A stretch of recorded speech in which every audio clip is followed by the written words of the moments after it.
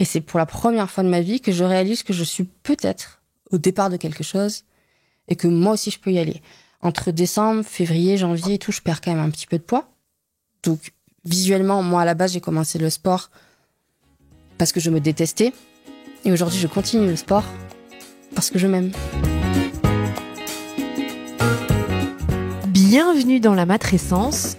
Dans ce podcast, on part à l'aventure. L'aventure la plus merveilleuse et difficile de la vie, la parentalité. Laissez-vous embarquer au travers des épisodes qui explorent toutes les facettes, des plus complexes aux plus fun, du monde des parents. Apprenez, riez, pleurez, découvrez et débattez en écoutant la matrescence.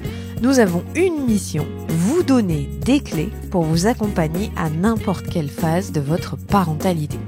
Je suis Clémentine Sarlat, votre hôte depuis mars 2019 déjà. Je suis ultra curieuse, très enthousiaste, mais beaucoup trop bordélique. Je suis aussi maman de 3 petites filles qui m'aident à me remettre en question quotidiennement. Et dans une autre vie, j'ai été journaliste sportive à la télé et aujourd'hui, je vous aide à rayonner dans votre parentalité. Abonnez-vous pour ne rien rater. Allez, let's go.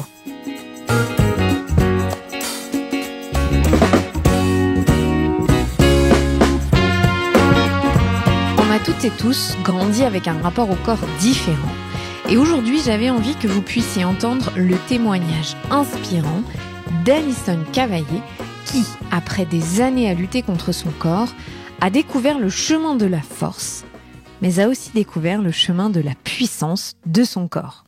J'ai rencontré Alison il y a bientôt 6 ans.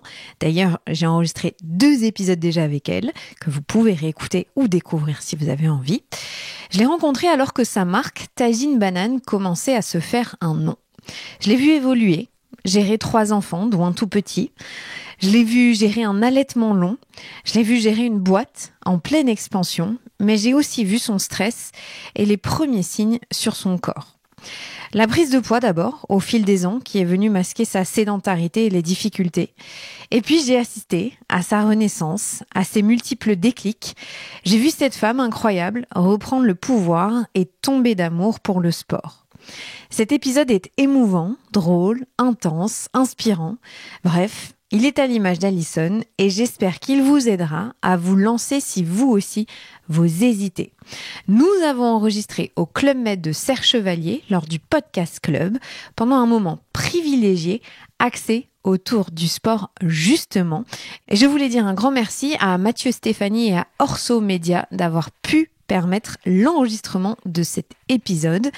On a passé un moment incroyable et j'espère que vous aussi, vous allez passer un moment incroyable avec Alison et moi. Je vous souhaite une très bonne écoute. Salut Ali. Coucou. Je suis ravie de te recevoir pour la 3e fois. Tu sais ça ou pas? C'est 3 fois. C'est vrai. Voilà. Parce qu'il y a plein de trucs à dire. Et qui adore ça. On va parler d'un sujet inédit quand même. Ça, c'est cool avec toi. J'ai vraiment hâte de te recevoir. Déjà, merci d'avoir accepté parce que on va parler un tout petit peu plus de choses intimes pour toi. Le rapport au corps, tout ce qui tourne autour du déclic et des choses que tu as lancées ces 2 dernières années pour prendre soin de toi. Mais déjà, j'avais envie de savoir, est-ce que tu peux me raconter ton rapport au corps depuis ton enfance? Comment tu te voyais petite? Qu'est-ce qu'on disait de prendre soin de soi, de ton corps à cette époque-là? Ok. Alors déjà, merci beaucoup pour l'invitation. C'était une petite blague quand je disais que j'adorais ça. Tu le sais très bien, j'aime pas trop ça, mais avec toi, je me sens en sécurité, donc c'est bon à dire. Et merci à vous de m'écouter. Donc effectivement, on va parler de sujets un peu plus intimes, puisque autant je suis capable de parler de boulot, de tout ça, mais le corps, je pense que comme tout à chacun, c'est quand même... on a tous un rapport et une histoire avec notre corps. Petite, on va pas faire toute la rétrospective de ma life, ça va être long, mais on va dire petite et adolescente, on va plus s'intéresser à l'adolescence. J'étais ce qu'on appelait la petite fille un peu bouboule. J'ai toujours eu des rondeurs et était assez complexée. Je me rappelle de tous ces moments à la piscine. Je me suis déjà fait insulter dans la cour de récré. J'étais un peu la petite grosse. C'était vraiment le truc. Et donc j'étais pas à l'aise dans mon corps. C'était pas réellement un énorme sujet comme après à l'âge adulte. J'ai pu apprendre qu'il y avait certaines personnes qui avaient vraiment développé des troubles compulsifs alimentaires, plein de de névrose ou de choses assez difficiles à vivre avec leur corps. Je pense que ça m'est pas arrivé, et la chance que j'ai eue, c'est que dans ma famille, le corps n'était pas un sujet. On était une enveloppe, et on est une enveloppe, mais que tu sois belle, grosse, maigre, moche, j'en sais rien, ce qu'on peut... Mes parents, c'était pas une échelle de valeur pour eux. Donc au fond, moi, je complexais parce que je sentais que c'était dommage, je me faisais insulter ou j'avais pas le mec que j'avais envie d'avoir, mais c'était plus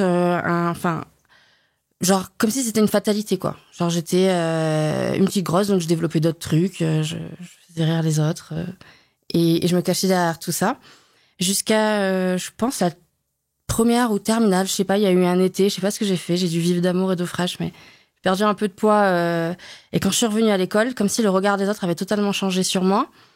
En quelques mois, j'étais devenue un peu plus, je sais pas, un peu plus regardable, ou j'en sais rien. Je commençais à avoir quelques mecs, quelques succès relatifs, mais qui étaient déjà pas mal. Et là, j'ai senti que mon corps avait soit une puissance, soit un impact, et qu'il était possible de ressentir des trucs assez positifs, mais dans le regard des autres, à travers le regard des autres. Donc, c'est les premières séductions, c'est les premiers mecs, c'est les premiers flirts, c'est ci, c'est ça. Et très rapidement, moi, dans mon histoire, donc là, j'ai 35 ans, j'ai 3 enfants, et j'ai été maman ado, puisque je suis tombée enceinte à l'âge de 18 ans. Donc, cet été-là a été très frustrant. Ça a duré un été. Ça a duré un été, je me suis retrouvée un peu en bombe, et paf, je rigole. Et là, je suis tombée enceinte comme finalement, comme des centaines de milliers de femmes, de jeunes femmes, et j'ai eu le choix, parce qu'on est dans un pays où on a le choix d'avorter ou de garder ma grossesse. Et je crois qu'à ce moment-là, j'ai essayé d'avorter. J'ai essayé.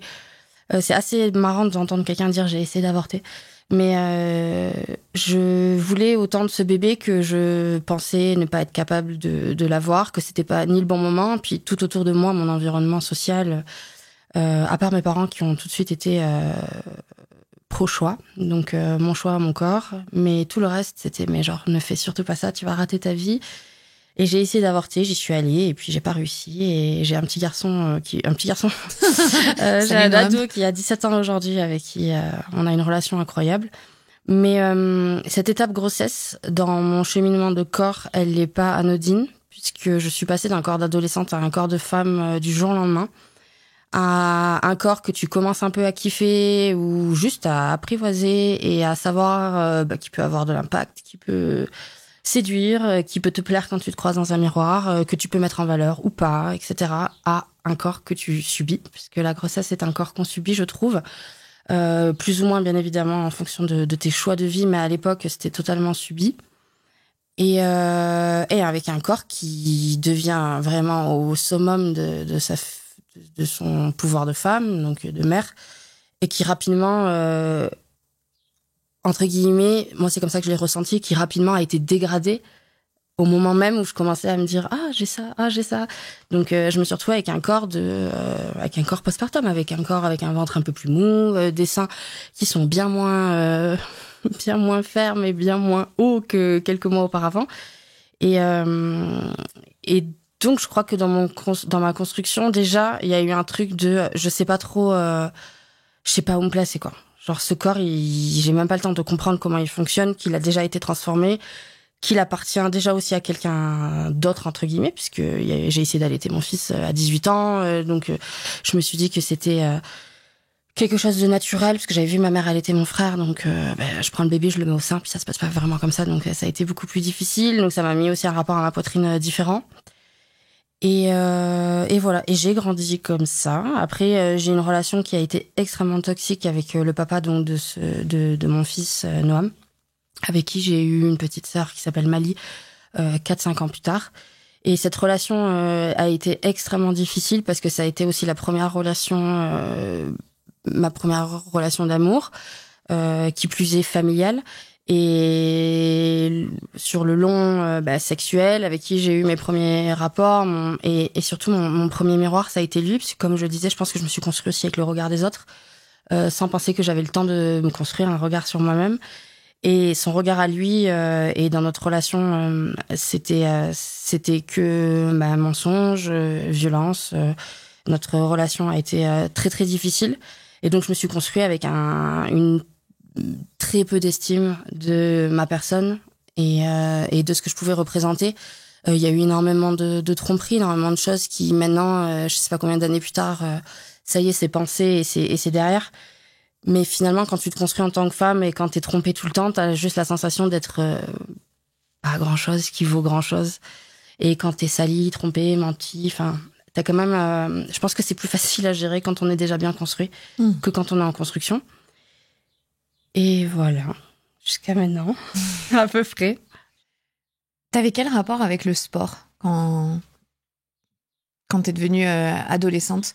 Est-ce que le sport faisait partie de vos routines familiales? Est-ce que t'as vu tes parents prendre soin de leur corps à travers le sport? Est-ce que t'allais à des compétitions? Est-ce qu'à l'école, tu participais à des choses? Ça avait quelle place dans ta vie, le sport?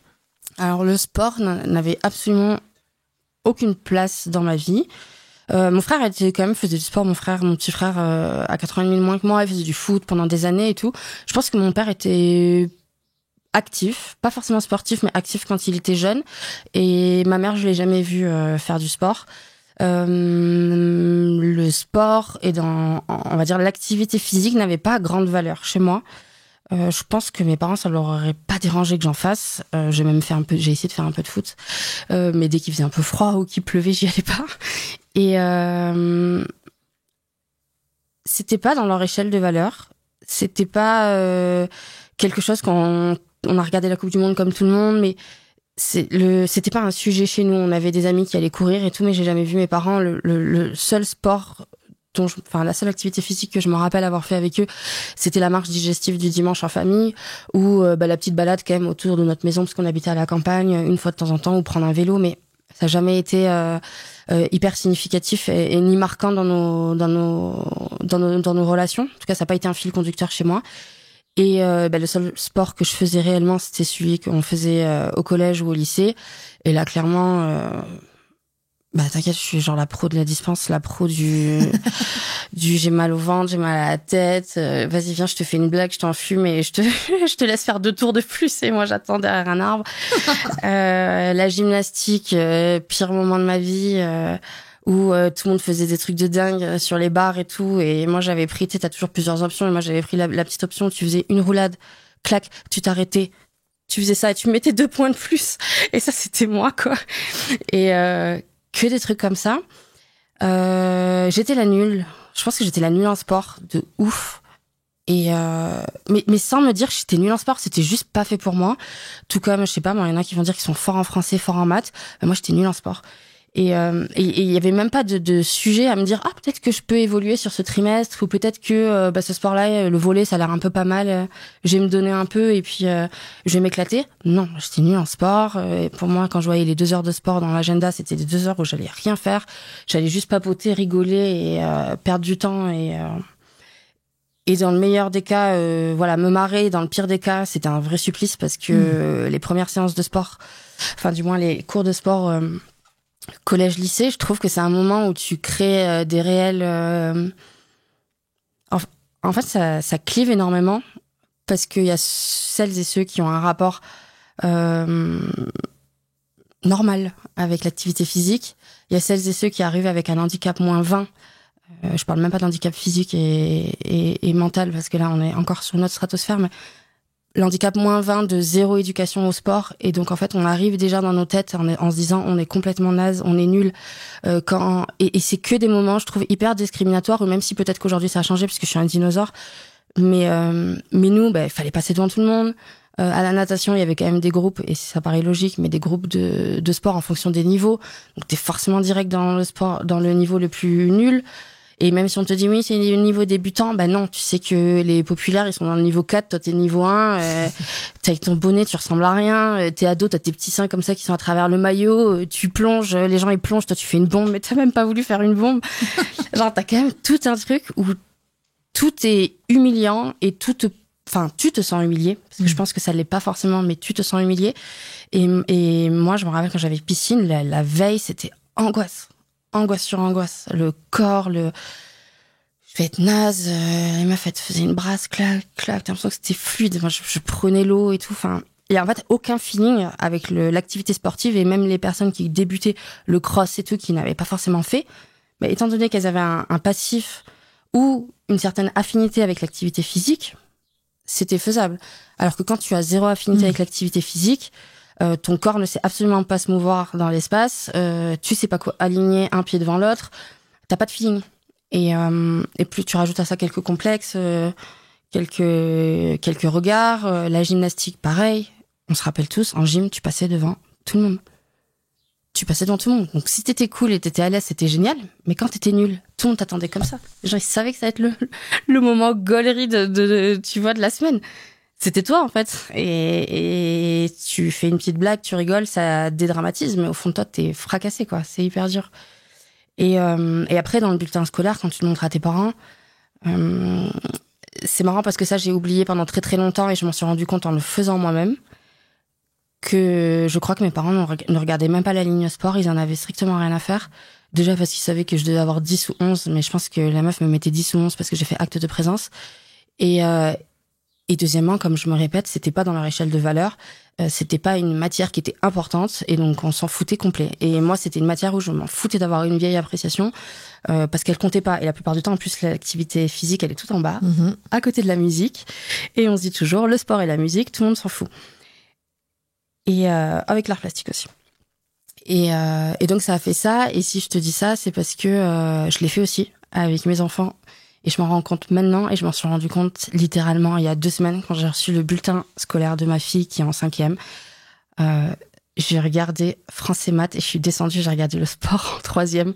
Et ça m'a fait comme un électrochoc de waouh, c'est incroyable. T'es partie voir le sport parce que je sais qu'elle est forte en sport. Je sais qu'elle est à l'aise et que c'est quelque chose qui lui plaît énormément. Et je me suis rendu compte que dans mon échelle de valeur, le sport a une place hyper importante. Je n'avais jamais regardé cette ligne, ou du moins je m'étais jamais rendu compte que c'était un sujet pour moi. Et c'est à ce moment-là que j'ai capté que tout ça on se le traîne, et finalement comment dire, la manière dont tes parents ou ta société ou ton environnement social t'amène dans le sport détermine tellement l'adulte de demain, quoi. Et ce qui est fou dans ton histoire quand même, donc tu t'as bien expliqué, tu as 3 enfants, tu as eu un petit garçon ensuite avec Raphaël, qui a été un invité du podcast. Je vous encourage à écouter son épisode puisqu'il parle d'être beau-père avant d'être père. Mais surtout, Raphaël est un ancien sportif de haut niveau, c'est-à-dire que quand tu le rencontres, c'est un joueur de rugby pro. Ouais. Donc le sport, c'est toute sa vie. Enfin, le sport prend une place énorme, alors que toi, le sport n'a aucune importance. Donc c'est marrant quand même. C'est un des premiers trucs qui m'a fait peur quand on s'est mis ensemble. En fait, c'était trop bizarre. J'avais peur que ce soit un mec boring qui compte ses haricots verts et qui se lève à 5h du matin pour faire 3 pompes au pied du lit, et qui me disent, je sais pas moi, dès le matin, tu te lèves, tu te bouges. Je sais pas pourquoi, j'avais cette image de il va me faire ça, ou alors il va aller au sport et ça sera toute sa vie. Et en fait, moi en tout cas, je vais pas compter parce que ça sera entraînement. J'avais cette image là. Ou pire, je me disais, il doit être forcément teubé. Il doit être forcément bête puisqu'il est sportif. Le cliché qu'on associe en France, en tout cas. J'avais vraiment cette idée de lui. Ouais. Et c'était pas le cas. Il est un peu bête, mais non, c'est pas du tout le cas. Mais pas du tout. En plus, non, pas du tout. Mais donc, tu te mets avec Raphaël, vous avez ton dernier petit garçon, Lou. S'ensuit une aventure entrepreneuriale avec Tagine Banane. Je vous encourage aussi à écouter un des premiers épisodes que j'ai enregistré du podcast qui est avec toi. Je pense que Tagine Banane, quand j'ai enregistré, ça faisait à peine quelques mois. Ouais, ça faisait 8 mois, je crois. T'avais pas encore fêté un an. On va bien le réécouter. Bah, c'est vrai, il y avait Mali dans la salle, tu te souviens, avec toi, qui avait 6-7 ans. Et là, ton corps... c'est une autre dimension, parce que tu as des interventions chirurgicales, parce que tu as failli mourir, parce que ton enfant est né prématuré. Quand tu sors de l'hôpital, après plusieurs semaines, jours, je sais plus. 1 mois. Après 1 mois, comment tu regardes ton corps ? Pour résumer cet épisode de ma vie, donc comme tu dis, je rencontre Rafa. Peut-être 2 ans plus tard, j'ai un gros problème avec les chiffres, donc à tout moment je me trompe. Ça se trouve c'était 8 ans plus tard. Non, je rigole. On a notre petit garçon Lou.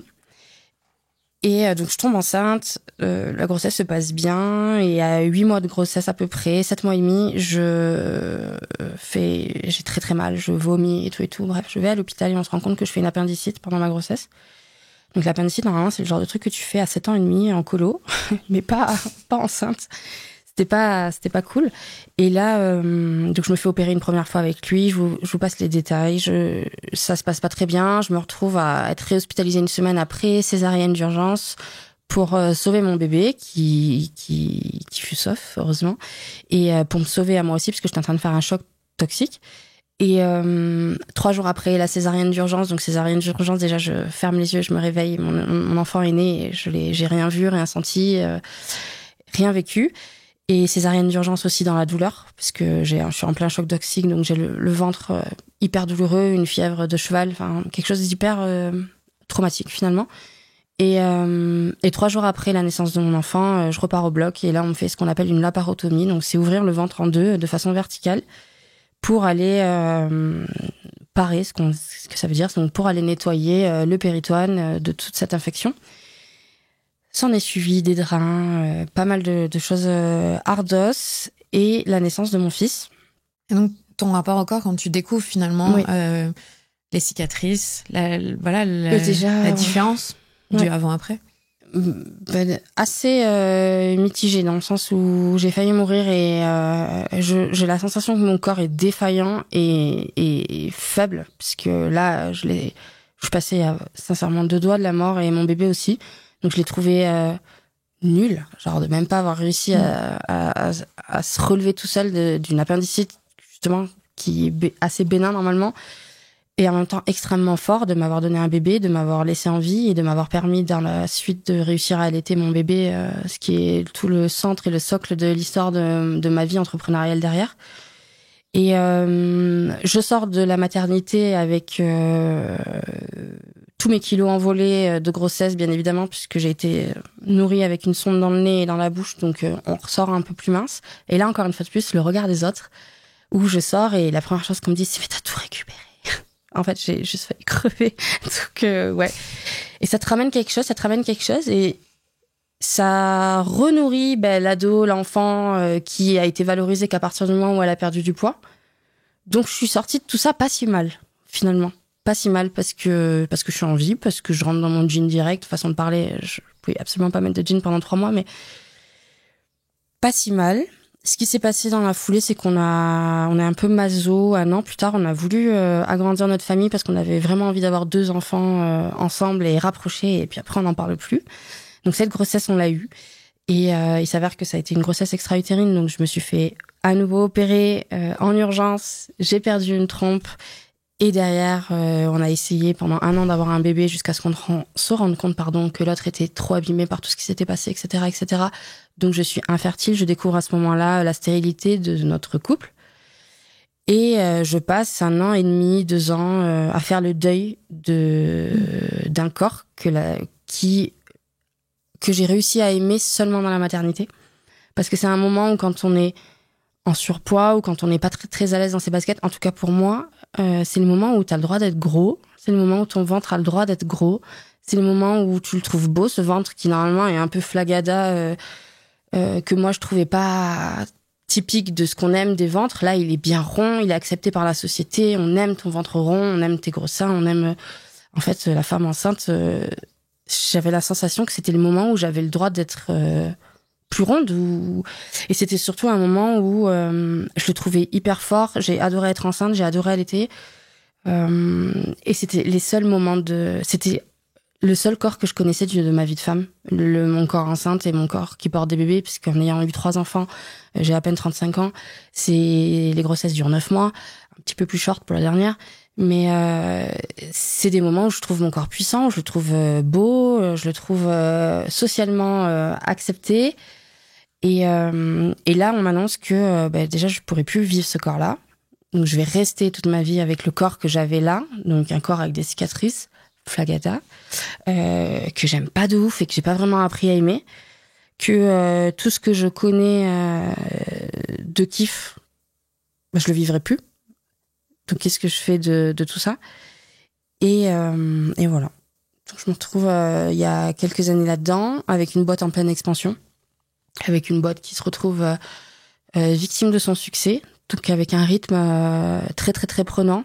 Parce qu'en gros, si je recontextualise pour ceux qui connaîtraient pas ton histoire, je doute qu'il y en ait beaucoup, mais tu crées Tajine Banane dans la foulée, et c'est un succès immédiat, et tout de suite vous avez une crise de croissance, en gros, qui fait que toi tu portes sur les épaules beaucoup de stress, et qui fait que tu es en postpartum, avec 3 enfants, avec des cicatrices, avec cette histoire qui est lourde de dire je vais plus pouvoir avoir de bébé, et tu dois... Je crois que je suis capable de gérer tout ça.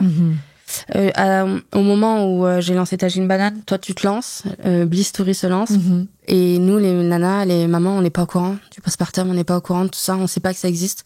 Et moi je me dis, avec tout ce qui vient de se passer, avec un bébé de 6 mois, je vais lancer une boîte, je vais perdre mes trompes, je vais perdre ma capacité à avoir des enfants, je vais perdre tout ça, puis je vais continuer, puis ça va très bien se passer, puis jamais ça va me péter à la gueule, et puis c'est normal, et puis je viens aussi d'une famille où on se plaint pas, et on parlait d'échelle de valeur. Mon père a une échelle de valeur qui est très propre à lui, c'est l'intelligence.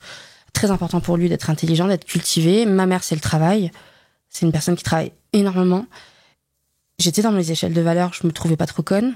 Je travaillais énormément. Je n'avais pas vraiment d'autres sujets à gérer, et tout le reste, c'était méga superficiel. Donc j'ai avancé comme ça en mettant des couches en mettant des couches. Il y a quelque chose aussi, c'est qu'on parlait d'activité physique. Ma vie a été complètement faite sans activité physique, mais avant d'être chef d'entreprise, j'étais aide-soignante.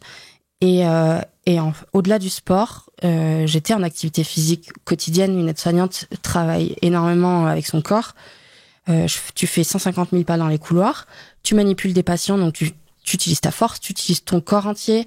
Quand tu fais, à l'époque, je sais pas, moi, je devais faire 66 kilos parce que pour le coup, après les grossesses, avec le rythme de boulot, les 2 enfants, j'avais quitté mon ex, j'étais maman solo et tout. Tu gagnes 500 balles par mois, il y a 3 steaks à donner, tu les donnes à tes enfants, tu te les manges pas.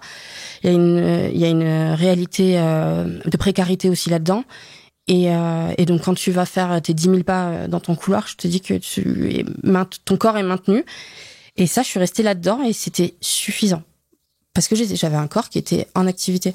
Et donc, quand j'ai arrêté ce boulot, que je me suis retrouvée avec Tajine Banane, mon train de vie a changé aussi. Et avec le recul, le fait de gagner de l'argent m'a fait grossir aussi.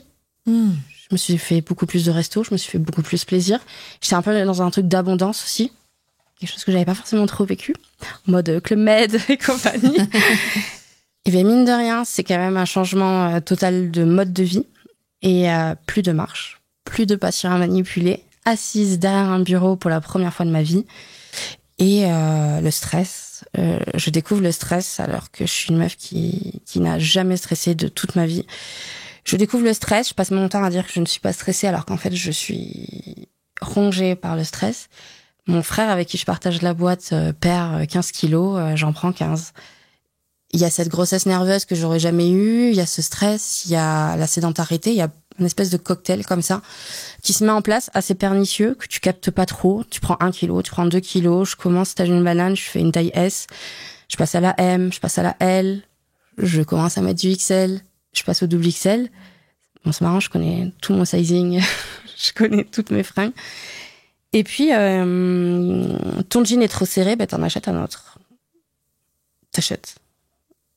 Mon pull est trop court, je m'en fous, je vais dans la prod et j'en prends un autre.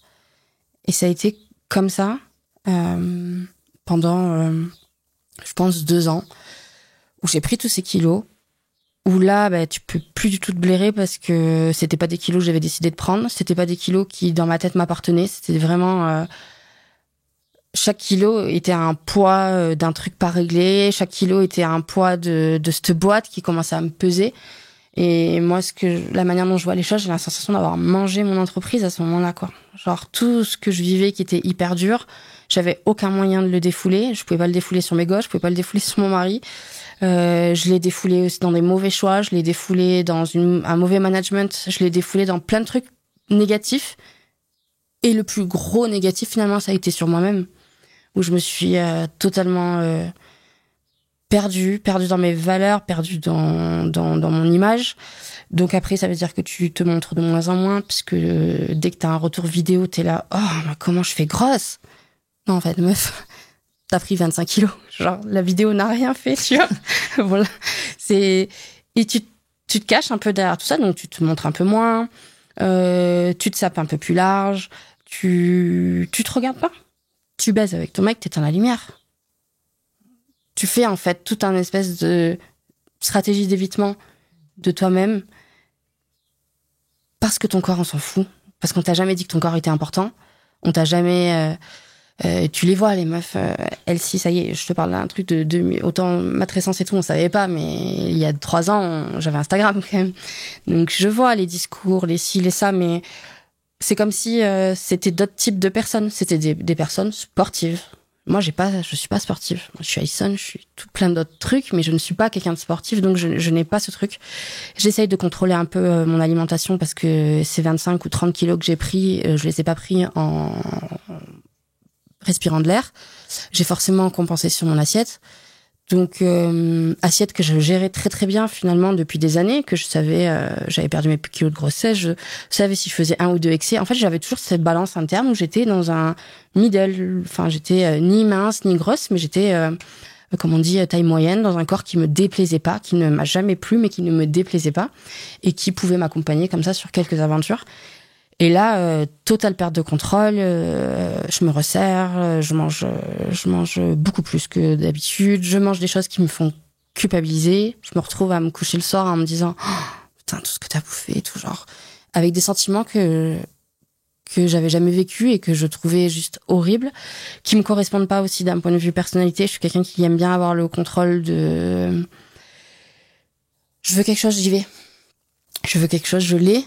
Je me donne à 150 000%. Et là, j'étais incapable de résister à une putain d'assiette.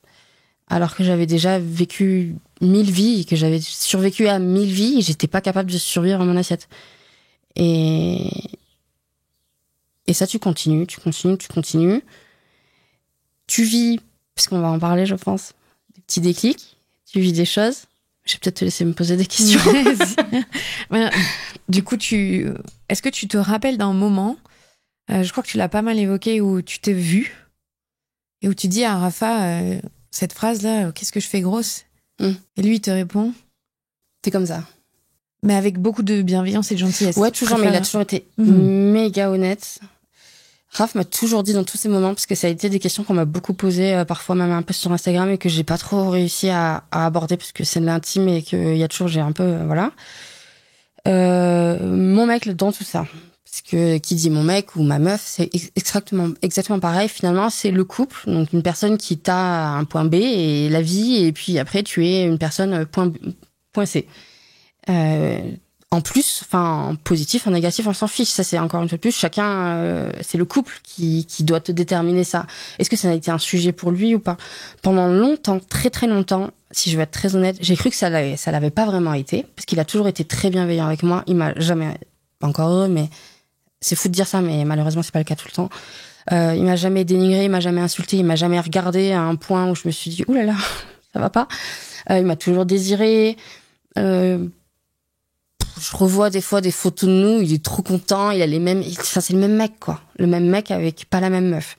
Et, mais, en discutant avec un peu plus de recul, je me suis rendu compte qu'il y avait eu quand même plein de choses qui avaient été difficiles pour lui.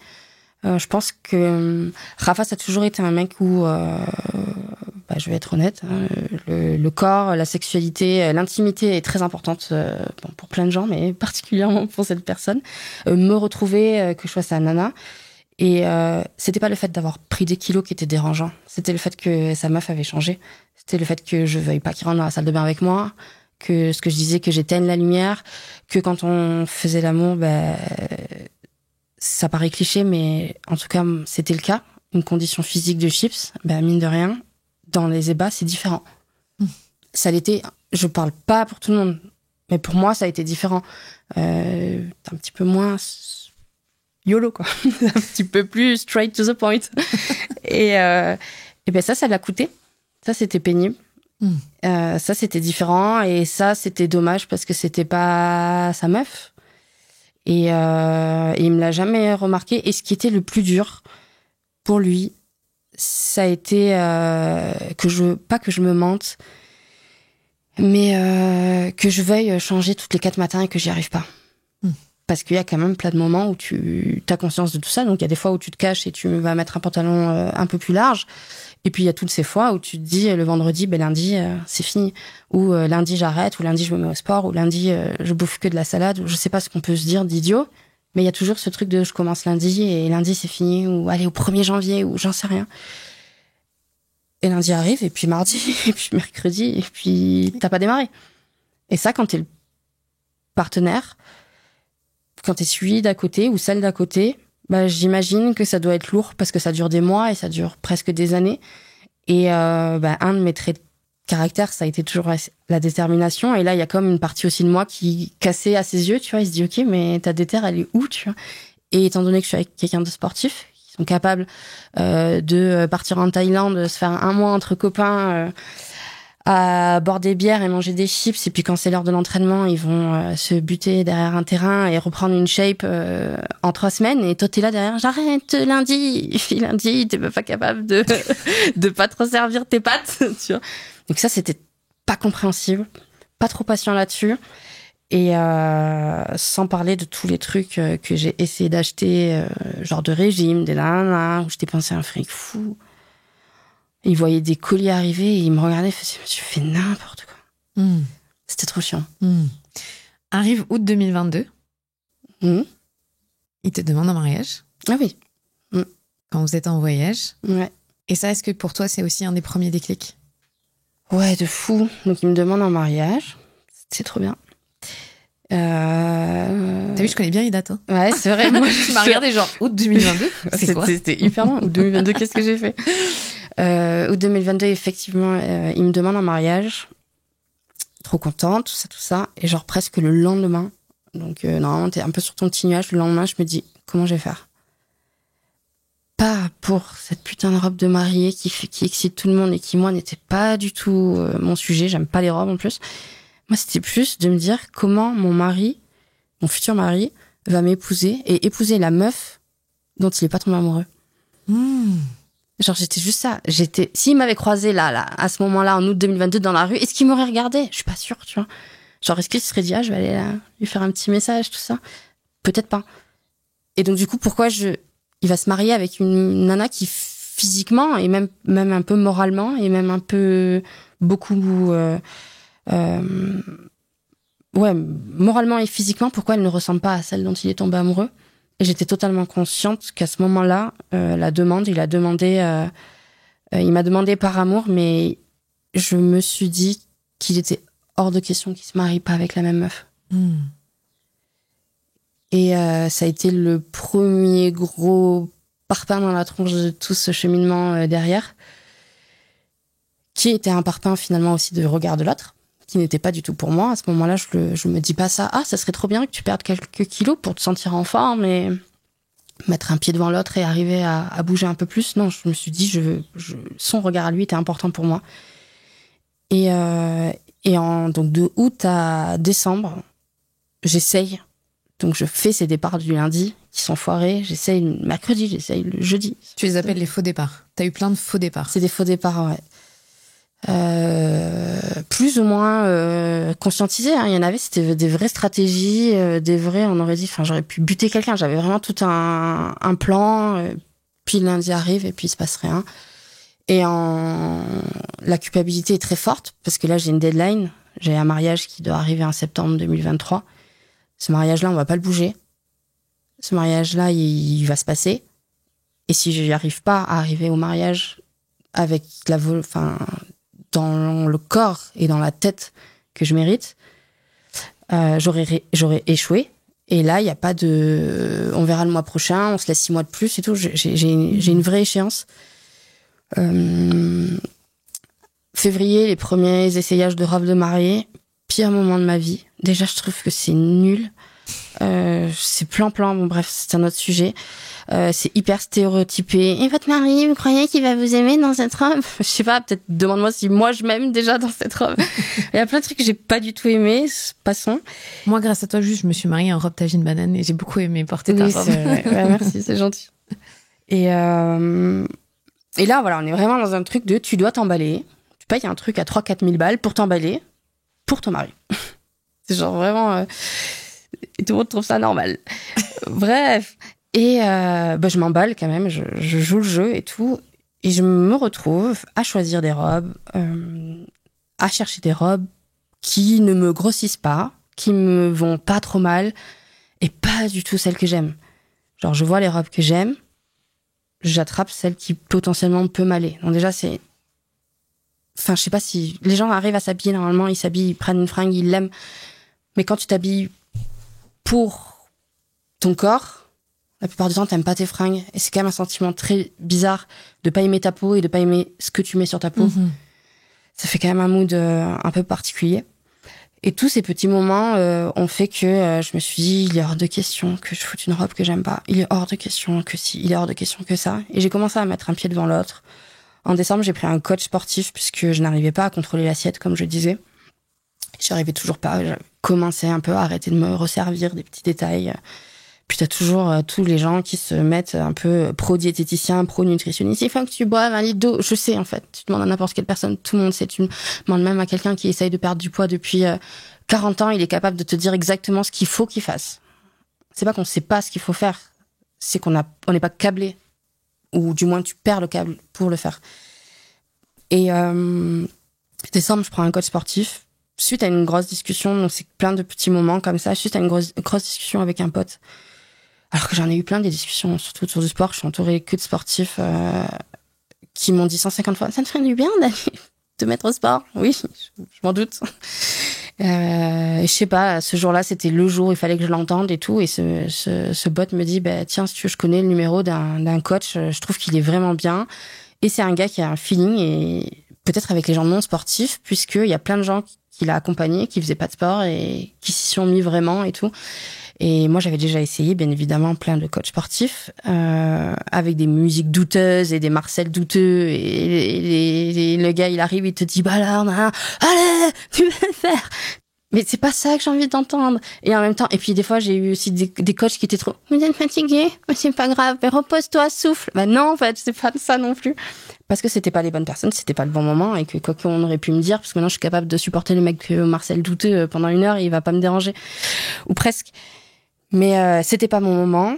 Bref, je rencontre ce mec et je commence par rajouter une session de sport par semaine, tout simplement pour la bonne raison que je mets 1 semaine à m'en remettre derrière, physiquement. Courbature de l'enfer, incapable de s'asseoir pour aller faire pipi. Bref, hyper dur, mais je démarre comme ça. Tu démarres donc à quelques mois de ton mariage. Ouais. Est-ce que t'aimes ça à ce moment-là ? Pas du tout. Je déteste foncièrement ce que je vis. Je m'engage financièrement du coup, parce que le coaching, c'est un engagement financier non négligeable, entre 50, 60, ça dépend après le coach que tu prends, mais c'est de l'argent. Mais c'est de l'argent que j'avais tellement dépensé dans des achats inutiles et dans des... J'avais tellement essayé de trucs que j'étais plus trop à ça près, et c'est surtout que je n'avais plus le choix. J'avais compris que seule, je n'y arrivais pas, et qu'il fallait que quelqu'un me force. Et donc, je détestais ce qu'on faisait. Je détestais pas la personne, bien évidemment, mais au-delà de la difficulté du sport en lui-même, puisqu'il venait à la maison, on faisait une sorte de cross-training avec un petit peu de squat, un petit peu de... je bougeais plus que je faisais du sport, finalement, parce que c'était de ressentir mon corps dans l'espace totalement faible. Je pense que les premières sensations que j'ai eues, c'est de me dire, mon Dieu, je suis pas forte. Des trucs. Il y a quelque chose, en tout cas pour moi, qui a été hyper significatif, c'est qu'avant, quand je regarde, par exemple, je déteste regarder du cirque. Et il y avait des mecs qui faisaient des trucs de fou, tu sais. Enfin, tout le monde imagine le cirque avec des pirouettes, des trapèzes, et vas-y que je retombe sur mes yep, et je retombe sur un orteil sur ton épaule, nanana. Moi, je trouvais ça nul, parce que je comprenais pas trop le truc. Mais parce qu'en fait, j'avais aucune conscience de la difficulté de ce que j'étais en train de regarder quand même. Tellement je n'avais jamais fait de sport. Donc t'as quand même un truc où t'es dépossédé de tout ressenti, parce que n'importe quel mec qui fait un gainage est capable de voir que un gainage sur un trapèze, c'est hyper dur, tu vois. Mais vu que t'as jamais fait de gainage, tu peux pas, même en voyant des athlètes, te dire c'est difficile. J'avais pas ce truc. En fait, c'est ça que t'expliques souvent, c'est que t'avais pas la culture autour du sport, de la aucune performance sensibilité physique, avec la compréhension de la capacité du corps, non, puis je l'avais jamais du ressenti. niveau de difficulté, Non, puis je de l'avais juste faire un mouvement, un squat par exemple. mais pour moi un squat c'était facile. Juste que j'avais la flemme de le faire ou que mais vas-y fais t'en fais 10, tu commences à le sentir. Mais quand t'en fais 2 même. Est-ce que à ce moment-là parce que on se voyait souvent dans ces périodes-là, je sais que tu prenais des Uber au lieu d'aller marcher, que t'avais aussi tu parlais de cette sédentarité parce que c'est pas une seule séance de sport dans la semaine qui ont fait que t'as pu enclencher des gros changements, c'est tous les petits trucs à côté. Qu'est-ce que t'arrives à tenir? Parce qu'il y a beaucoup de personnes qui veulent se lancer, qui mettent des objectifs trop hauts et qui arrêtent d'entrer. J'étais arrivée à un level de sédentarité qui était tellement fort que tout mon corps était en souffrance. Parce que là, on parle beaucoup du poids, niveau santé. Tu parlais tout à l'heure des faux départs et tout. Avec le temps, j'ai un peu pris du recul et je me suis rendu compte de tous ces moments où je me suis pas juste dit dans un miroir. Parce qu'en fait, c'est beaucoup plus fort que ça. Sinon, si c'était, entre guillemets, que esthétique, je suis pas sûre que ça serait une réelle souffrance. C'est que là, il y avait une réelle souffrance physique. En prenant 30 kilos sur un corps, une ossature qui a pas l'habitude de porter ces 30 kilos-là, j'avais des réels maux. Je me suis retrouvée à me bloquer au niveau des cervicales, à me retrouver sous neuroleptique parce que je faisais des névralgies. Et ça, c'est parce que j'avais trop de surpoids. Je faisais de l'arthrose. L'arthrose, je l'ai toujours. L'arthrose, elle est pas partie. Mais je n'ai jamais plus ressenti ma nuque de la même manière. Et donc, tous ces trucs, je me rappelle de moments de solitude extrême, du genre mes cuisses se frottaient tellement qu'elles étaient en sang et j'étais obligée de mettre les 4 fers en l'air comme ça, de la crème, et pendant que ma famille partait à la plage s'amuser et moi je pouvais pas bouger, ben là t'as une larme comme ça qui coule et tu te dis mais mon Dieu, mais genre dans quel état tu mets ton corps quoi. Et tu sors insomnies, énormément d'insomnie, énormément de boutons de fièvre. J'ai toujours fait de l'herpès comme herpès au niveau des lèvres, comme plein de gens, un peu de stress, un peu de soleil, une fièvre. Non mais moi c'était genre toutes les semaines pendant un moment. J'étais hyper réactive et ça j'avais aucunement conscience que c'était une conséquence d'une inflammation et d'un corps pas en santé. J'ai un souvenir qui m'est revenu en pensant à cette interview que j'ai trouvé archi violent et pathétique, tu vois. Une fois, j'ai voulu aller faire pipi dans un resto, dans un bar à Paris. Je rentre dans les toilettes et je me dis, mon Dieu, les toilettes sont dégueulasses. C'est trop sale et tout. La cuvette était horrible. Je commence à baisser mon pantalon, à vouloir faire pipi et tout. Je commence à me mettre en squat. Au bout de, 5 secondes, mes jambes qui flageolent, impossible de tenir. Je me suis assise sur les toilettes. Je sais pas si quelqu'un se rend compte de ce sentiment. Donc, je me revois dans ce bar avec mes cuisses qui touchent une cuvette de toilette immonde. J'ai pleuré. Alors que j'étais en train de passer un bon moment avec mes amis, j'ai pleuré. Je me suis dit, mais mon Dieu, mais c'est catastrophique parce que là, je me suis sentie presque en danger niveau bactérien et compagnie. Même pas capable, dans cette situation-là, de tenir mes jambes, de lever mon cul pour faire pipi. Et j'ai pleuré. Je pleure jamais. Je me suis essuyée. Tu vois, je me suis tapoté les joues, je suis remontée, j'ai rigolé comme si de rien n'était. Et puis, je sais pas, je suis partie taper dans la pizza comme si de rien n'était. Alors que ce moment-là que je venais de vivre était extrêmement violent pour moi. Et donc, tous ces petits trucs, pour moi, c'est des faux départs parce que c'est des prises de conscience qu'on enfouit, parce que c'est des moments d'extrême solitude et de difficulté. Je pense que quand on a été en surpoids depuis toujours, en fait, ces moments-là, ils existent depuis très longtemps et on vit avec. Tu passes au-dessus jusqu'à ce que peut-être il y ait des moments qui soient trop difficiles. Et tous ces trucs, tu t'esquives. Et moi, ma condition financière ou sociale, bien entourée, un mari, plein de potes, un peu de thunes et tout, je m'en sortais pas si mal. J'arrivais à esquiver, comme je disais, en rachetant des fringues et à me voiler la face et à éviter. Je prenais même pas... j'habite à 15 minutes porte à porte de mon travail. Je prenais des Uber pour y aller. Et je trouvais ça pas normal, mais pas dérangeant. Déjà, je claquais 40 balles en Uber par jour, normal. Et c'est pour la planète, pour mon corps, il y a rien qui va. mais j'avais pas vraiment le choix.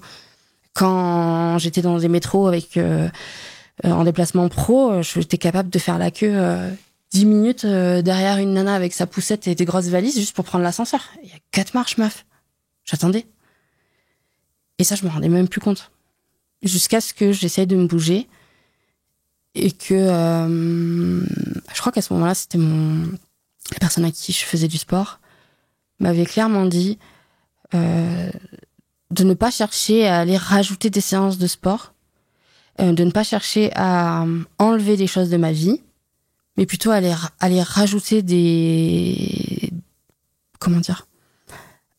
modifier, mon quotidien. On cherche pas à enlever des assiettes, on va chercher plutôt à modifier ou à aller réfléchir à une certaine logique qu'on a tous et toutes. Et donc, commencer par, t'as un escalator, tu prends l'escalier. Et ça, je le dis souvent maintenant dans mes stories. Parce que ça a changé totalement ma façon de voir. Et je trouve que quand quelqu'un qui n'est pas sportif, on lui dit va faire du sport, c'est comme si tu dis à un mec qui a soif, va boire de l'eau. Genre, on le sait, c'est facile à dire. Moi, je trouve que c'est pas ce qu'il faut dire à quelqu'un qui n'est pas sportif, qui n'a pas eu cette culture, qui n'a pas eu la chance d'avoir été enfant et d'aller faire des treks avec ses parents, du vélo, du machin et tout. Donc, du coup, qui a eu cette culture de l'activité physique. Pour moi, faut simplement dire à quelqu'un qui veut faire du sport, voilà, mets-toi en activité, mets-toi en mouvement. Le mouvement amènera le sport amènera peut-être des compètes, on s'en fout de ça. Mais genre, vas-y, rentre déjà en mouvement. Et on sous-estime le pouvoir du mouvement, et je pense que c'est totalement ça qui a insufflé un espèce de mouvement positif, de changement par des tout petits trucs débiles. Et tu sais qu'ici, donc, on est au Club Med, on est invité au Podcast Club. Nous, là, on enregistre au 5e étage et moi, je dors au 7e.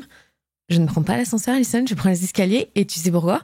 Je pense toujours à ce que tu dis en disant, si vous avez le choix, prenez l'option des escaliers. Ça va rêver, tu vois. Alors, c'est pas grave pour moi de prendre l'escalier, l'ascenseur, mais je suis là, mais elle a raison, en fait. J'ai 2 étages à monter, évidemment que je vais prendre les escaliers. Tu imagines l'influence que t'as pour moi. Ouais, c'est gentil.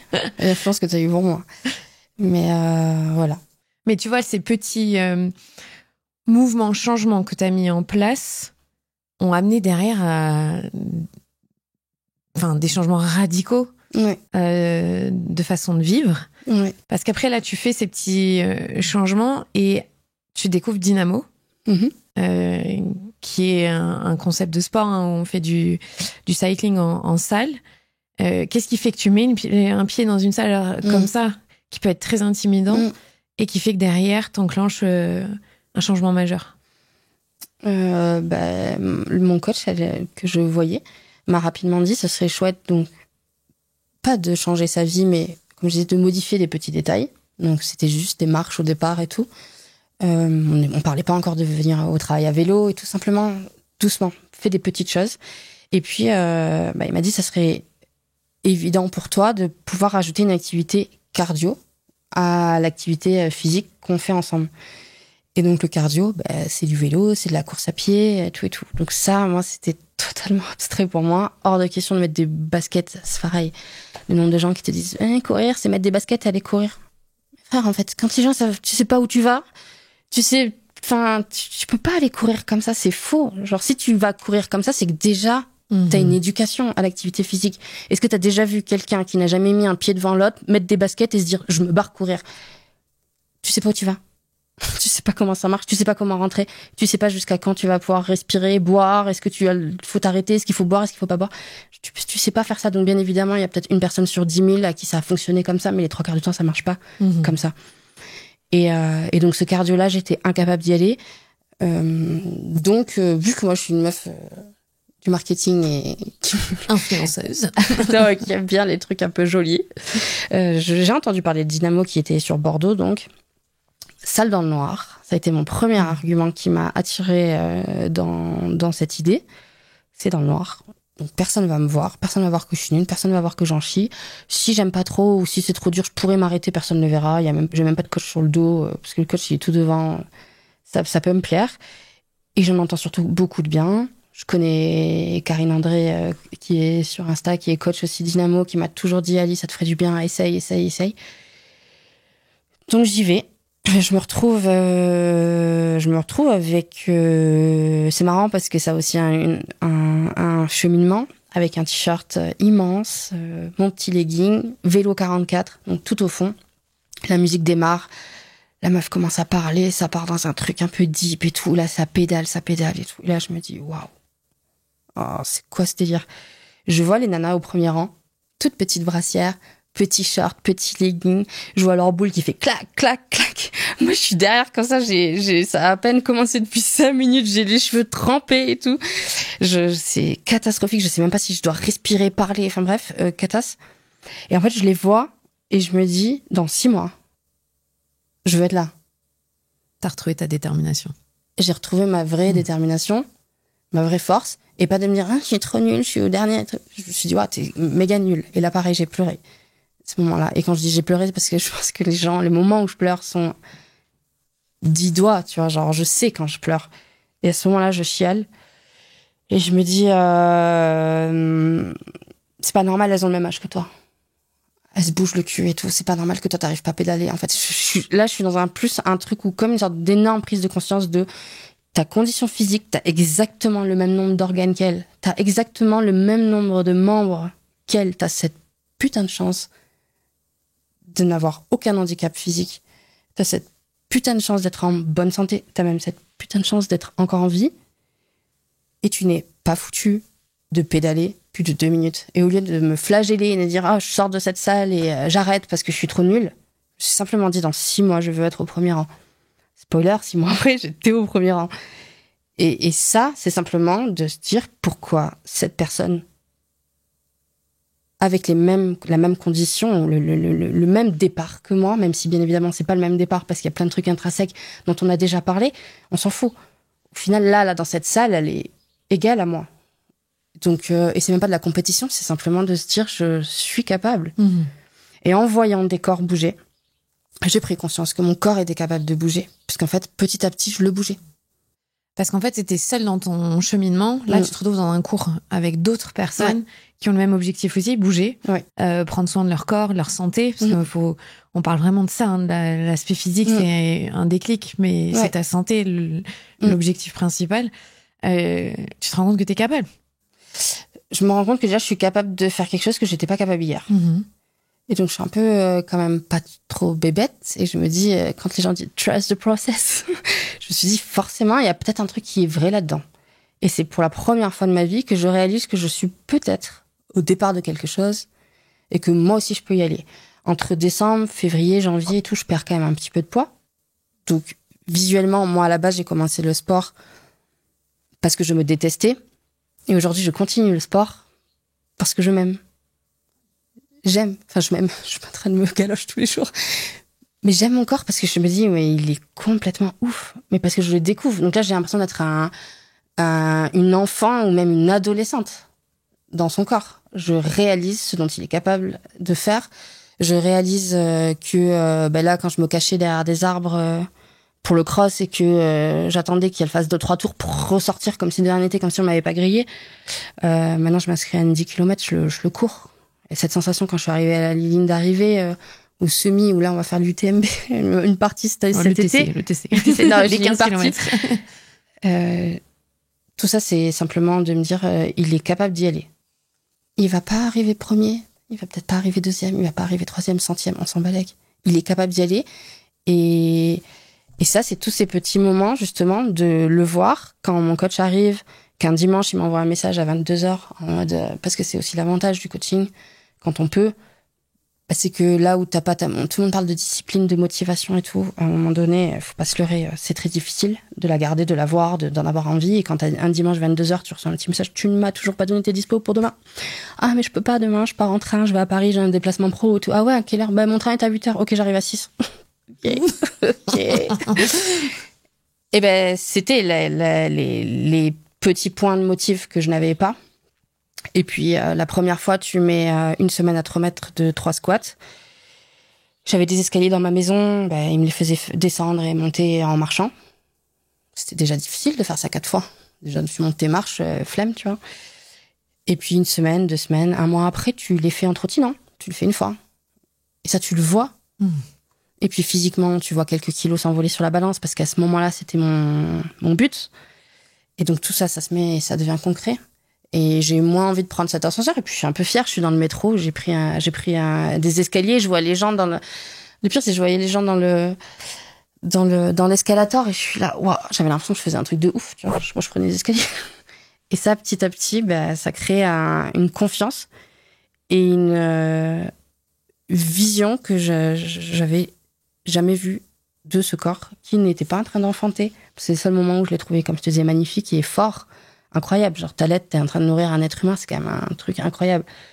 Là, il était pas en train de construire un être humain, il était pas en train d'allaiter un être humain, il était rien, simplement de me porter et de m'amener du point A au point B que je voulais. Et ça, c'était fou. Est-ce que tu ressentais de la culpabilité, parce que c'est le cas de beaucoup de mères, de se dire je vais prendre du temps pour moi, je vais m'occuper de moi. Il y a des statistiques terrifiantes, en vrai. Je crois que c'est 80% des mères font passer leur santé après celle de leurs enfants et de leur mari. Ça a des conséquences sur la santé physique des femmes. Est-ce que tu as eu cette culpabilité-là et tu as dû lutter contre, ou tu étais très au clair avec le fait d'être une priorité? Non, c'était énormément culpabilisant.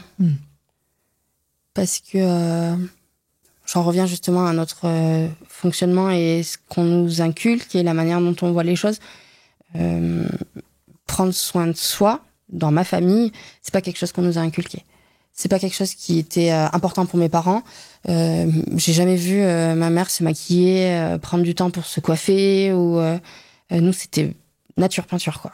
Genre, et c'était même presque une fierté dans ma famille d'être naturelle, on s'en balèque du regard des autres et tout. Donc, à partir du moment où, même ado, où je me coiffais un peu trop longtemps, en plus, je prenais quand même beaucoup de temps, donc je comprends que ça fait péter les plombs à mon père, parce que j'ai une fille maintenant. Mais c'était pas valorisé. C'était, t'es en retard, tu saoules, Et donc, tous les petits moments où tu apprends à prendre soin de toi, c'était pas quelque chose de top. Et il y a une partie de mon éducation aussi où l'esthétique est superficielle de ouf.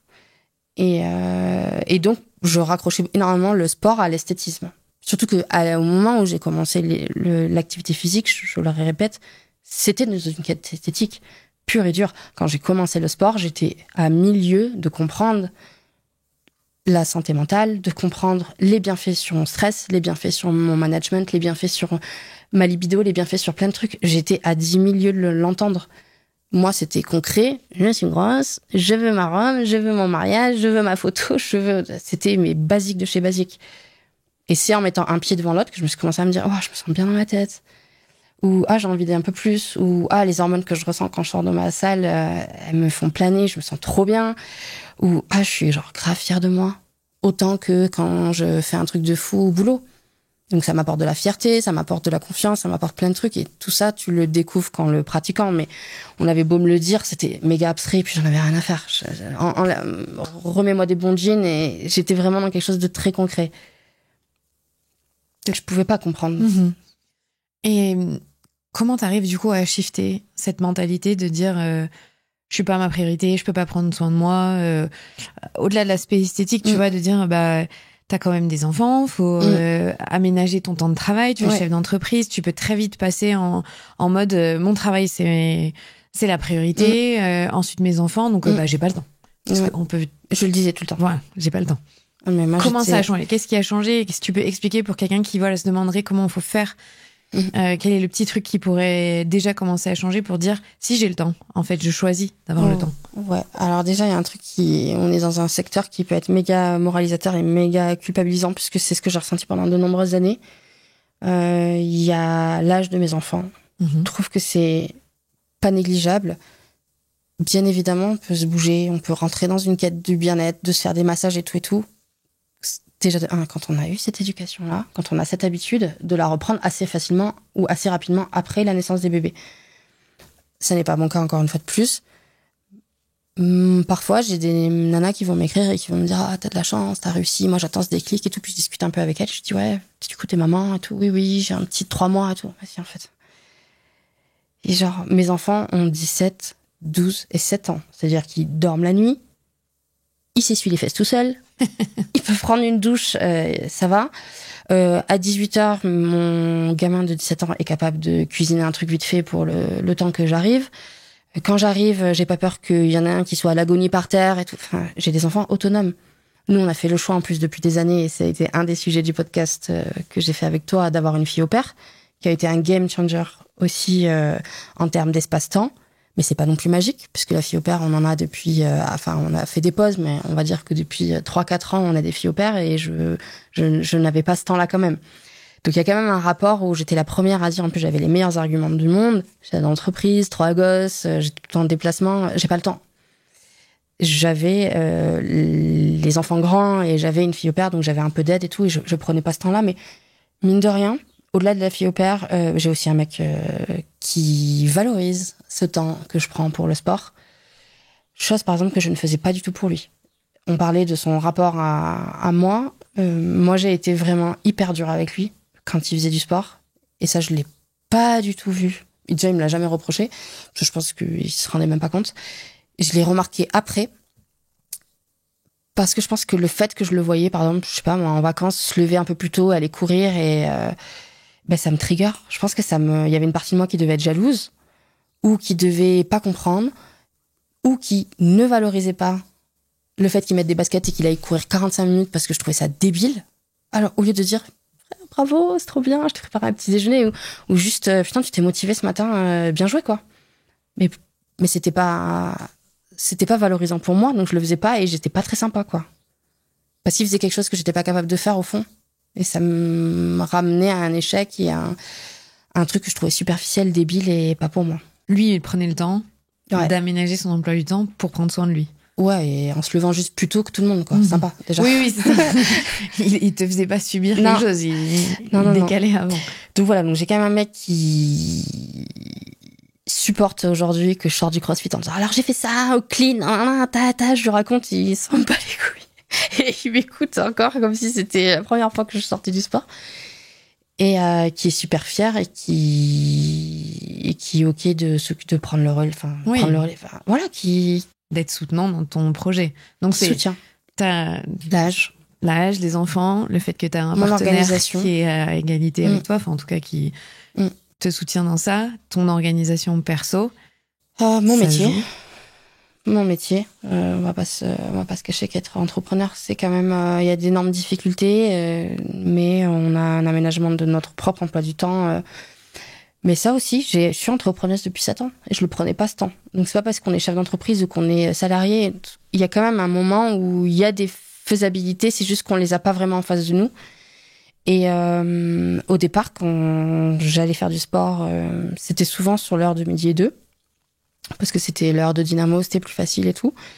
Et puis parfois, j'ai eu envie d'y aller à 10h, parfois parce que justement, je savais que je voulais absolument être là le soir, ou j'y allais le soir, etc. et tout. Donc je me suis fait un peu mes trucs. Et je culpabilisais énormément. Et tout à l'heure, on en parlait à table avec d'autres entrepreneurs qui sont à leur compte et qui culpabilisent aussi beaucoup et qui font un peu des stratagèmes autour de ça. Et moi, je sais plus qui m'avait dit, assez simplement et assez naturellement, de rajouter l'heure de sport dans son agenda, comme un rendez-vous. Et en fait, quand on a un rendez-vous avec Pierre ou Paul ou Jacques, on va pas lui poser un lapin et on va pas se sentir coupable de laisser son équipe pendant 1 heure parce qu'on a un rendez-vous avec Pierre, Paul ou Jacques. Et pourquoi on devrait se sentir coupable, encore une fois plus, en tant qu'entrepreneur ou en tant que chef d'entreprise, de partir à un rendez-vous avec soi-même, sachant que le nombre de fois où je suis restée derrière mon bureau parce qu'on m'avait dit que c'était comme ça qu'on travaillait dans une entreprise, rester derrière le bureau et tout. Mais moi, je suis pas un oiseau qui est capable de rester derrière un bureau, sinon c'est le genre de métier que j'aurais choisi. Et parce que je suis quelqu'un qui a besoin de bouger. Et je m'en rends compte aujourd'hui. J'arrive à faire 2 ou 3 heures de sport par jour. Je suis quelqu'un qui a énormément envie de bouger. Donc ces heures-là, je les bouffais. J'étais agressive, j'étais mal dans ma peau. Mais parce qu'en fait, il fallait que ça sorte. Et aujourd'hui, peut-être que si j'avais su tout ça, j'aurais fait des métiers complètement différents. Tout le monde, j'aurais été sportif. Tout le monde, j'aurais été, garde forestier. Ou j'aurais peut-être été dans un métier qui n'a rien à voir avec ce que je fais aujourd'hui. Mais simplement que j'en avais pas conscience de ce besoin de bouger, que je suis incapable de rester concentrée derrière un bureau, et donc du coup, pour mon équipe, pour ma créativité, pour mon cerveau, pour mon corps, j'ai aucune gêne à me dire, je sais pas moi, 13h, j'y vais, ou à 10h, il y a une session que j'aime bien, et je me la fais. Et j'ai pas la sensation de moins bien travailler. Au contraire. Bon, les études prouvent tout l'inverse d'ailleurs. Ouais, on travaille mieux si on a fait du sport, on travaille mieux en marchant, on travaille mieux en étant en activité physique, on apprend mieux d'ailleurs. J'ai jamais lancé autant de projets que ces derniers mois. J'ai jamais été aussi en paix, aussi créative, aussi calme, aussi posée que ces derniers mois. Alors que j'ai jamais autant bougé mon cul. Tu parles des projets que tu as eus grâce à toute cette prise de conscience de ta santé, ton parcours. Tu as lancé il y a... Non, pas encore un an. Ça fait pas encore un an. C'était octobre, je pense. Donc, ça fait quelques mois. Des séjours déclic. J'ai eu la chance de venir avec toi dans un que tu as organisé au Maroc. On a fait du surf avec plein d'autres femmes. Pourquoi est-ce que tu as voulu mettre à profit ton expérience finalement pour aider les autres? J'ai créé le séjour que j'aurais rêvé avoir à ce moment-là, je pense. J'ai été vite, quand j'ai commencé un peu à essayer de bouger et tout, j'ai été assez rapidement attirée, parce qu'il y a eu un énorme essor il y a 1 ou 2 ans avec les retraites et tout, il y en avait partout. Et j'étais assez attirée par en faire une. Et je me suis jamais sentie à 2 doigts de réserver parce qu'il y avait toujours quelque chose qui m'attirait pas, soit un côté trop spirituel et tout qui est pas trop mon truc, soit un côté trop sportif où je me disais je vais pas avoir ma place parce que je suis une chips, c'est pas possible, et ou alors la retraite un peu pseudo sportive et tout avec un mindset nanana, et là je me sentais pas non plus alignée avec tout ça. Et après, je l'ai appelé les séjours déclic parce qu'en fait, j'y crois pas au déclic. Ouais, je pense que ce que je fais, c'est de la merde. Non, mais je trouve que c'est hyper... Regarde, là, ça fait déjà je sais pas combien de minutes. J'ai Garmin, alors je regarde, je rigole. Et ça fait je sais pas combien de temps qu'on parle et on se rend bien compte que c'est un énorme chemin et qu'il n'y a pas de déclic, il y a que justement des faux départs et tout et tout. Donc je crois pas au truc du déclic. Pour moi, c'est pas une meuf qui tape à la porte qui dit ah, aujourd'hui on va se bouger le cul, tu vas changer ta vie et tout, ça n'existe pas. Et ces séjours, c'est plutôt de se dire, plutôt que d'attendre toute une vie, un déclic qui ne viendra jamais du jour au lendemain comme ça. On peut aller à sa rencontre, on peut, on va dire, forcer un peu le destin pour aller se retrouver dans un endroit où potentiellement il y aura plusieurs personnes qui ont besoin de cette petite lumière, qui ont besoin d'un espace pour découvrir des sensations, pour redécouvrir des sensations. Et en fait, on met tout bout à bout. Ça dure en général entre 3 jours et 1 semaine. Et dans ce séjour, on fait pas des trucs deep, on danse pas autour du feu, on fait pas de choses comme ça. Mais par contre, les nanas, à la fin du séjour, mine de rien, elles ont bougé tous les jours. Soit c'est de la marche, du genre on va aller boire un verre là-bas et tout, bon on y va à pied, donc ça papote, ça ci, ça. Et à la fin du séjour, elles ont fait genre 6-8 heures de sport, d'activité physique, sans s'en rendre compte. Et la finalité, c'est que vous l'avez fait, vous avez pris du plaisir, donc il y en a plein qui sortent du séjour, sont un peu en croix, pas mal de courbatures. C'est fatigant, je te le dis. Mais tout le monde a pris du kiff. Tu essayes plein de sports différents, parce que c'est aussi la clé. J'ai cru aussi très longtemps qu'il fallait s'inscrire dans une salle de sport. J'ai un peu l'impression que les salles de sport sont genre la porte ouverte à tous les débuts. Alors que ça fait 2 ans que j'ai fait rentrer le sport dans ma vie et c'est un endroit que je déteste toujours autant. J'aime pas trop la muscu et j'y prends pas trop de plaisir. Alors que bizarrement, les gens vont commencer souvent le sport par la salle de sport, en disant je me suis inscrit à la salle de sport, vraiment les salles de muscu classiques. Et pour certains ça marche et pour d'autres ils se retrouvent sur un tapis ou sur un vélo, ils savent pas pourquoi. Ils savent pas où ils vont, ils savent pas, il y a pas de plan et puis on va à la salle parce que c'est accessible et que c'est pas très cher. Et donc nous dans ce séjour, on va pouvoir essayer différents sports parce que en tant qu'adulte, c'est assez très peu valorisé d'essayer des sports alors que nous, même en tant que parents ou même si on n'est pas parents, on a des neveux, on a des nièces, on trouve tout à fait normal que nos gosses essayent 50 000 sports pendant leur enfance. On trouve normal qu'ils fassent du rugby pendant 1 an, qu'ils arrêtent, qu'ils fassent de la danse, qu'ils arrêtent, qu'ils fassent du poney, qu'ils arrêtent. C'est vrai. Et nous, adultes, on est censés commencer un sport et y rester pendant 1 an et demi et le kiffer et à la fin dire bon, je suis sportif. Je crois foncièrement aussi qu'on devient sportif que quand on a un réel coup de cœur pour un sport. Et c'est pas parce que notre mec ou notre meilleure pote, elle fait de la course à pied et qu'elle te dit, viens, on va courir, t'inquiète, on fait que 2 kilomètres. Il se peut que tu détestes complètement ça. C'est clair. Et c'est pas parce que tu rentres chez toi et que t'as pas fait tes 2 bornes avec le sourire et que tu te sens pas fier de ce que t'as fait, que t'es pas fait pour autre chose. Et donc, dans les déclics, on essaye plein de types de sports. Ça peut être du crossfit, qui est quand même un sport qui est un petit peu turbulent, on va dire. Du surf, du running, de la marche. Et à la fin, c'est sûr et certain qu'il y en a un qui t'aura fait kiffer. Et ça peut être un sport de glisse, ça peut être un sport d'endurance. Ça peut Du être pilate, on a fait. On a fait du pilate. Dans tous les cas, tu repars avec déjà la preuve que ton corps a été capable de bouger un peu tous les jours, sans rentrer dans des activités physiques incroyables avec des cardio de fou. Mais il a pu bouger un peu tous les jours, donc il est capable de. Et si tu as réussi à faire 6 ou 8 heures de sport, discuter, rentrer, ressentir des courbatures, on parle pas aussi on peut pas apprendre à quelqu'un, on peut pas le motiver avec une quête d'un sentiment qu'il va ressentir plus tard. Tu verras, dans 3 mois, tu vas être comme ci, comme ça. Non, déjà le lendemain, en fait, des courbatures. Valorisons aussi ces courbatures-là. Tu ressens des muscles. Genre, à quel moment dans ta vie t'as ressenti tes muscles? Mais ça, c'est tellement stylé et tellement bon parce que ça veut dire que t'as travaillé, ça veut dire que ton corps, il est en train de te dire, ah, qu'est-ce que tu branles? Qu'est-ce que tu fais? Et donc, du coup, quand tu sors de tout ça, tu te dis que si t'as bougé comme ça autant de fois, avec plus ou moins de plaisir, t'es capable au moins d'insérer 1 heure dans ton emploi du temps de toute ta semaine. On ne demande pas d'aller faire du sport tous les jours. On te demande juste de s'accorder 1 heure d'activité physique, 2 heures d'aller marcher. Et ça, je pense que ça fonctionne. Et depuis octobre, on en a fait 2 ou 3. Et c'est dingue. Genre, ce qui s'y passe pour ces meufs. C'est vraiment dingue.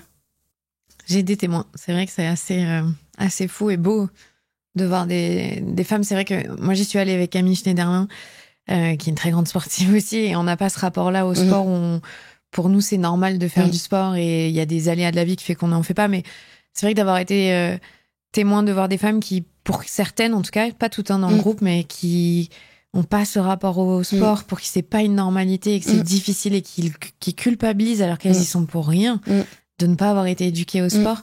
Je trouve que c'était hyper touchant. Et d'ailleurs, ça me pose cette question par rapport à toi et tes enfants en tant que mère. Est-ce que ça a changé quelque chose dans ta vision de tes valeurs éducatives avec eux? Tellement. Mon fils a fait Noam à un très bon niveau au rugby. Il est semi-pro à son âge. Enfin, il est bien. Il est dans une phase de vouloir... Enfin, quand je dis bien, c'est parce que c'est son rêve de devenir pro. Je suis jamais allée le voir quand il était jeune. Jamais allée au bord du terrain et tout. Ça n'avait pas trop d'intérêt. C'est ça qui est trop bizarre. J'étais trop contente qu'il y aille. Dès qu'il faisait froid ou qu'il pleuvait, je lui disais reste à la maison. J'ai la flemme, reste à la maison.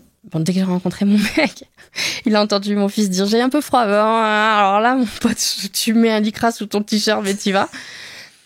Et ça a changé. Je suis au bord des terrains maintenant. Je vais les voir. Tu as ta chaise pliante. J'ai ma chaise pliante des 4.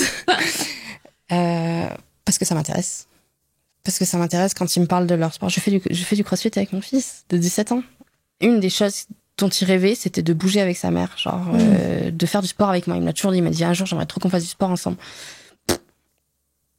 Et là maintenant on se fait des sessions à 2. C'est une relation folle que j'aurais jamais cru vivre et que je ne reviendrai jamais en arrière tellement c'est trop bon quoi de partir au sport avec ses gosses et de bouger avec eux et maintenant on part en vacances, on fait des stages de boxe, on fait du surf, on fait plein de trucs. Et pareil, dans l'imaginaire, moi j'avais des potes à moi qui avaient leurs parents qui étaient sportifs et qui faisaient justement du ski, du sport pendant les vacances et tout. Et c'était vraiment, elle était trop forte en sport avec nous. Et c'était vraiment des familles de sportifs. Je suis une famille de sportifs aujourd'hui. Tous mes gosses font du sport, on fait énormément de sport, ça a une place importante dans nos quotidiens. Et toi-même t'as appris à skier à 30 il y a 3 ans, ouais.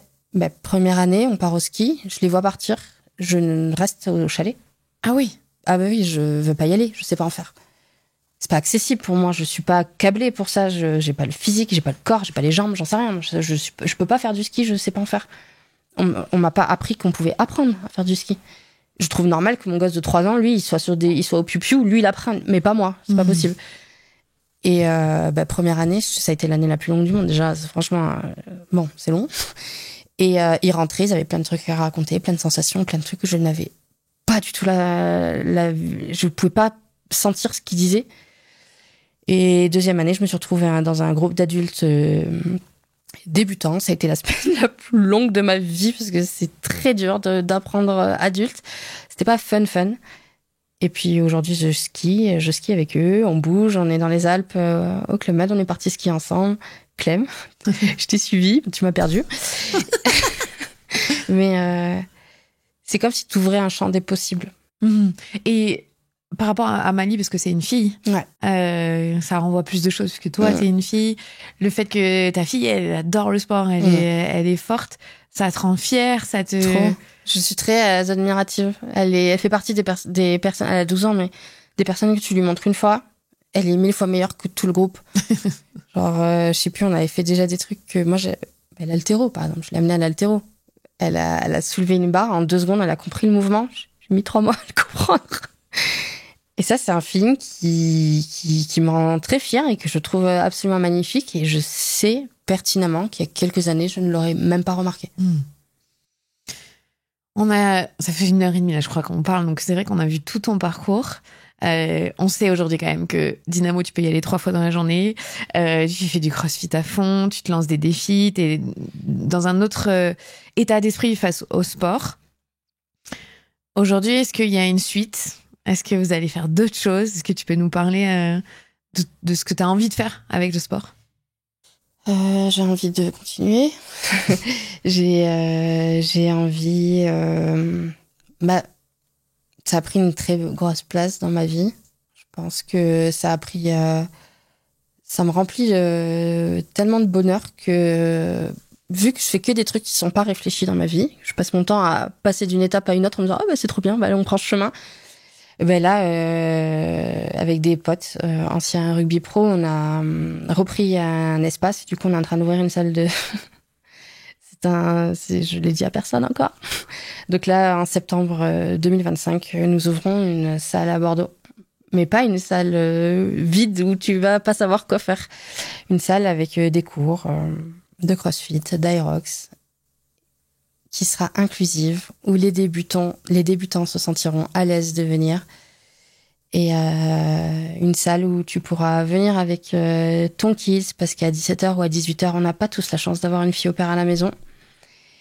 Et on a envie aussi, la force du duo, et de pouvoir faire du sport avec mon fils, comme je l'ai dit, ou mon mec, c'est quelque chose qui m'a aidé à me motiver aussi. Et parfois, on a envie de pouvoir renouer avec son plus un. Donc pourquoi pas faire un peu de sport ensemble, sauf que quand il y a des enfants, concrètement, c'est pas possible, encore moins le soir. Donc là, il y aura un petit coin où vous pourrez laisser vos kids en sécurité et faire votre sport sans culpabilité, quoi. Septembre 2025 ? Ouais. À Bordeaux ? À Bordeaux. Je suis ravie d'habiter Bordeaux. Désolée pour les autres. Ouais. Ça va être pas mal.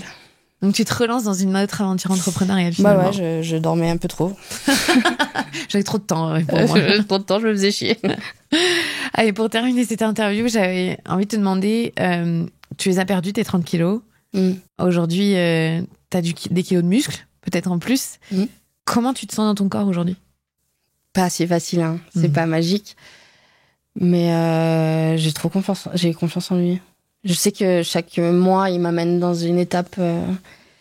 Il y a aussi un truc avec le sport d'assez gratifiant, c'est que tu as des récompenses immédiates. Bon, t'as une récompense immédiate de ton moment, hormonalement, chimiquement parlant, mais t'as une récompense aussi en tant qu'adulte, il y a très peu de moments où on évolue. On est dans notre routine, on est dans notre taf. T'as pas de moment où tu te sens dire là j'ai évolué. Alors que quand tu t'inscris dans une course, quand tu t'inscris dans une salle, t'as certains mouvements, tu regardes dans le rétro, t'es là il y a 3 mois, je le faisais comme ça, quoi. Genre où j'avais mis tel poids, où là je séchais, dans ce moment dans l'aérox, là j'étais cramée, carbonisée, puis là j'ai fait 15 secondes de moins, 30 secondes. Et en fait c'est des récompenses. Et nous les adultes, on a perdu un peu cette âme d'enfant, ce truc où on est trop content, on a une petite médaille, mais là tu l'as à chaque fois. Que ça soit dans ta petite montre ou dans ton petit truc, t'as des moments où le soir tu rentres, tu dis vas-y, j'ai fait un truc cool. Et il y a un début et une fin. Alors quand t'es entrepreneur, tu commences ta journée, tu la termines jamais. Et moi, ce que j'aime dans le sport, c'est que j'ai un début. La session est terminée, il y a une fin et j'ai une récompense immédiate. de cet instant et j'ai une solution et une vision de mon travail accompli qui est fermée, qui ferme une case jusqu'à ce que j'en ouvre une autre le lendemain. Et ça fait vachement de bien, ça. De commencer quelque chose, de le terminer. C'est vrai que ce soit dans la parentalité, c'est jamais fini. Jamais. On ferme jamais la case.